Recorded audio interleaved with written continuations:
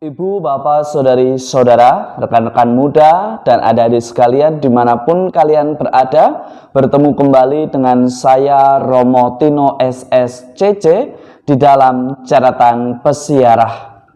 Dalam persiaran hidup, hendaknya kita tidak digerakkan oleh pencetus di masa lalu hidup kita. Namun sebagai orang beriman, hendaknya kita bergerak menuju tujuan yang kita tetapkan atas bimbingan Roh Kudus demi sebuah kebaikan dan apa yang berkenan di mata Allah dalam persiaran hidup kita. Sebelum kita mendengarkan permenungan dari catatan pesiarah, marilah kita membuat tanda kemenangan Kristus. Dalam nama Bapa dan Putera dan Roh Kudus. Amin. Allah Bapa yang Maha Baik, Engkau mengajar hati kami dengan terang Roh Kudus. Tuntunlah kami anak-anak-Mu dengan sabda-Mu, dan jadikanlah kami putra-putrimu yang selalu Kau bebaskan dari belenggu dosa, dan senantiasa memperjuangkan martabat manusia di dalam persiaran hidup kami. Demi Kristus Tuhan dan pengantara kami. Amin. Ibu, bapak, saudari, saudara, rekan-rekan muda, dan adik-adik sekalian yang terkasih di dalam Yesus Kristus.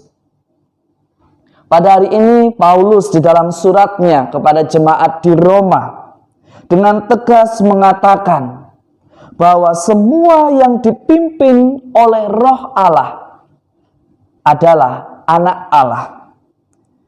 Jika Anda dan saya serta kita semua mau dipimpin oleh Roh Allah, maka kita telah menjadikan diri kita sebagai ahli waris Allah, sebagaimana Kristus sendiri yang senantiasa taat dan membiarkan rencana Allah terjadi di dalam hidupnya, di dalam sejarah keselamatan manusia. Sebagai orang beriman, Anda dan saya serta kita semua diajak untuk senantiasa menyadari jika kita ini dibimbing oleh Roh Kudus dan dibiarkan Roh Allah menjadi penuntun dalam hidup kita, kita akan memiliki pengetahuan yang mendalam dan kebahagiaan yang sejati yang berasal daripadanya. Kita akan memiliki pengetahuan dan mata hati yang begitu peka terhadap situasi di mana kita berada. Hidup dan tinggal di dalam bimbingan Roh Kudus berarti Anda dan saya serta kita semua menyadari kehadiran Tuhan tidak hanya pada komunitas kita, tetapi juga pada semua orang. Karena begitu banyak macam karya Allah yang hadir melalui sesama kita.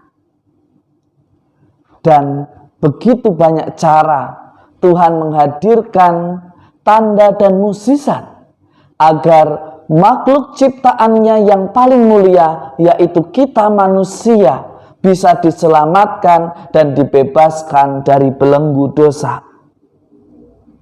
Orang beriman tentunya ia akan tinggal dan selalu berusaha untuk hidup dipimpin dan dibimbing oleh Roh yang berasal dari Allah sendiri.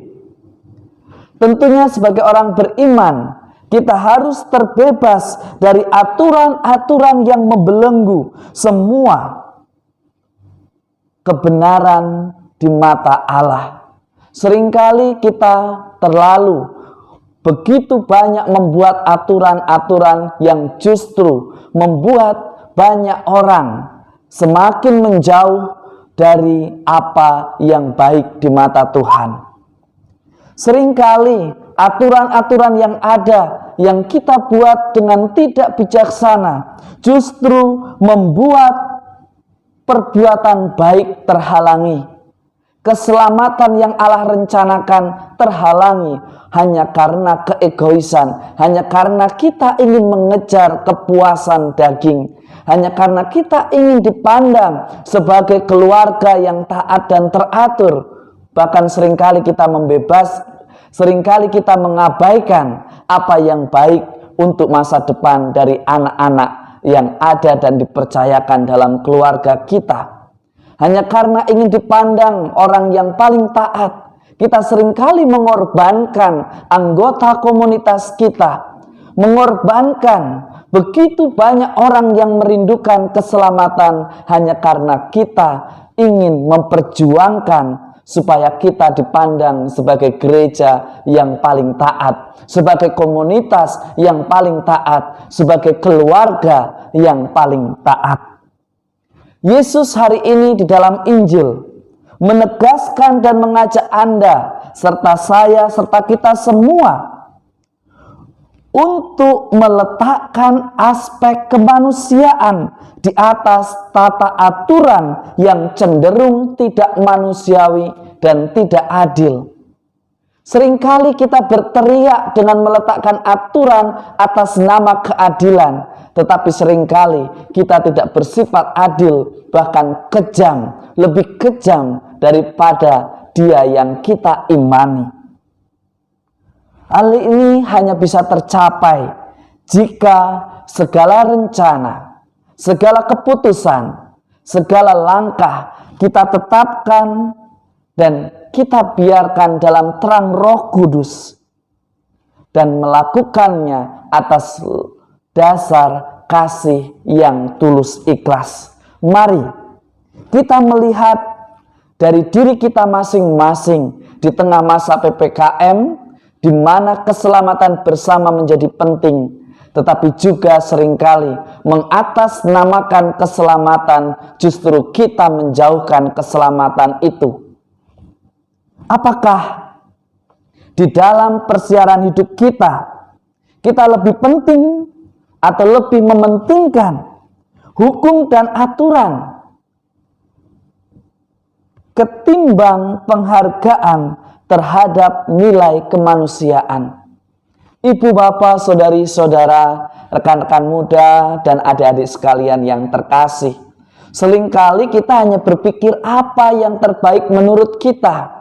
Seringkali apa yang kita ungkapkan tidak objektif, dan bahkan kita mencari pendukung hanya untuk membenarkan apa yang menurut kita benar, meskipun kebenaran itu bersifat subjektif.